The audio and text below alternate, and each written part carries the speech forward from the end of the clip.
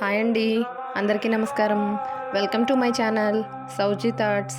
ఈరోజు కార్తీక పురాణం 15వ అధ్యాయం విందాం రండి.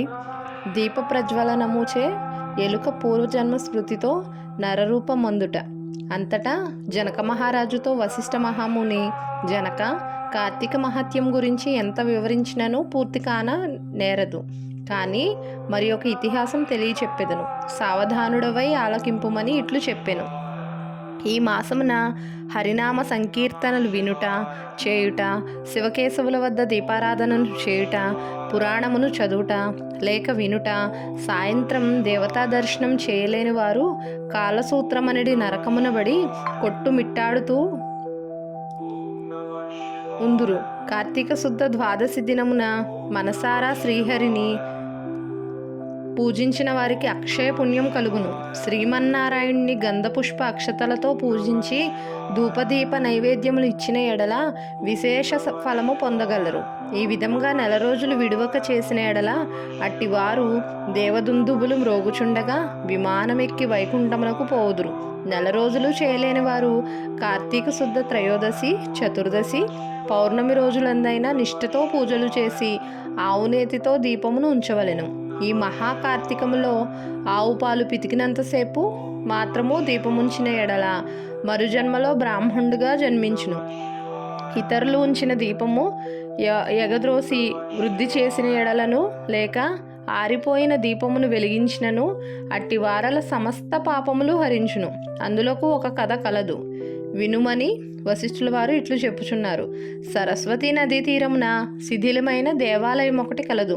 కర్మనిష్ఠుడనే దయార్థ హృదయుడగు ఒక యోగి పుంగవుడు ఆ దేవాలయం వద్దకు వచ్చి కార్తీక మాసమంతయు అచటనే గడిపి పురాణ పఠనం చేయు తలంపు రాగా ఆ పాడుబడి ఉన్న దేవాలయంను శుభ్రంగా ఊడ్చి నీళ్లతో కడిగి బొట్లు పెట్టి పక్క గ్రామముకు వెళ్ళి ప్రమిదలు తెచ్చి దూదితో ఒత్తులు చేసి 12 దీపములుంచి స్వామిని పూజించుచు నిష్ఠతో పురాణం చదువుచుండెను.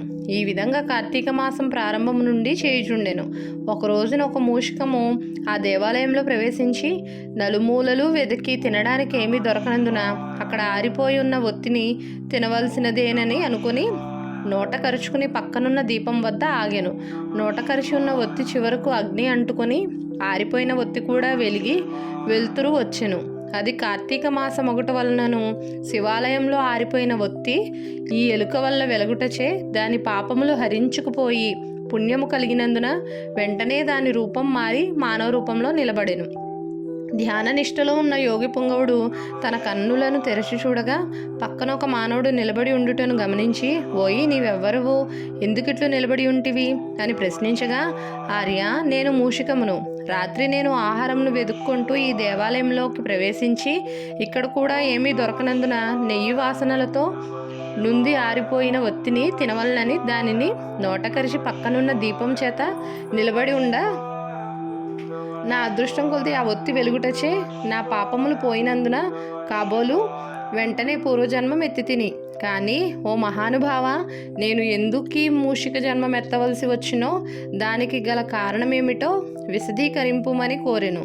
అంతా యోగీశ్వరుడు ఆశ్చర్యపడి తన దివ్య దృష్టిచే సర్వం తెలుసుకొని, ఓయి, క్రిందటి జన్మలో నీవు బ్రాహ్మణుడవు, నిన్ను బాహ్లికుడని పిలిచేడివారు. నీవు జైన మత వంశానికి చెందినవాడవు.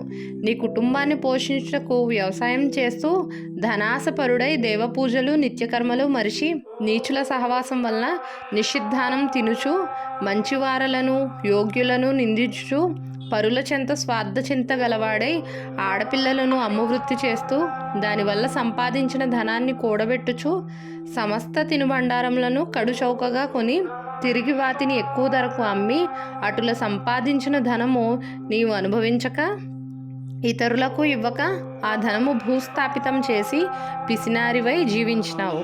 మరణించిన తరువాత ఎలుక జన్మమెత్తి వెనుకటి జన్మ పాపం అనుభవించుచుంటివి.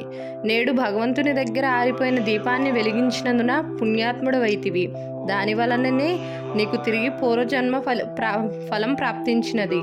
కాన నీవు నీ గ్రామమునకు పోయి నీ పెరటి యందు పాతిపెట్టిన ధనమును త్రవ్వి ఆ ధనముతో దాన ధర్మాలు చేసి భగవంతుని ప్రార్థించుకుని మోక్షం పొందుమని అతనికి నీతులు చెప్పి పంపించెను. ఇట్లు స్కాంద పురాణాంతర్గత వశిష్ఠ ప్రోక్త కార్తీక మహత్యమందలి పంచదశాధ్యాయం సమాప్తం. ఛానల్ కొత్తగా చూస్తున్న వాళ్ళు సబ్స్క్రైబ్ చేసుకోండి. వీడియో కనుక నచ్చితే లైక్ చేయండి, షేర్ చేయండి, కామెంట్ చేయండి. ధన్యవాదములు.